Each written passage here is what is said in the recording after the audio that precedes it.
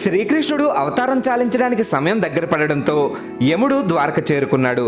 యముడు ఆ విషయాన్ని గుర్తు చేయడానికి శ్రీకృష్ణుడి దగ్గరికి వెళుతూ ద్వారానికి ఎదురుగా ఉన్న చెట్టు తొర్రలో ఉండే ఓ చిలకని చూసి చిన్నగా నవ్వి లోపలికి వెళ్ళిపోయాడు.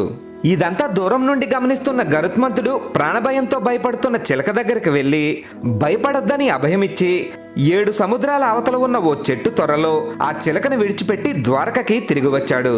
అంతలో అటుగా వచ్చిన యముడికి నమస్కరించి చిలకని చూసి ఎందుకు నవ్వారని గరుత్మంతుడు యముడిని ప్రశ్నించాడు. అందుకు యముడు చిన్నగా నవ్వి 7 సముద్రాల అవతల ఉన్న ఓ చెట్టు తొర్రలో ఉండే పాముకి కొన్ని క్షణాల్లో ఆ చిలుక ఆహారం కాబోతుందని, ఆ విషయం దాని తలరాతలో రాసి ఉందని, అది ఎలా సాధ్యమని ఆ చిలకను చూసి నవ్వానని యముడు గరుత్మంతుడికి బదులిచ్చాడు. దాంతో బ్రహ్మ రాసిన రాతని భగవంతుడు కూడా మార్చలేడని అంతకుముందు శ్రీకృష్ణుడు చెప్పిన విషయం గరుత్మంతుడికి గుర్తుకు వచ్చింది. జై శ్రీకృష్ణ.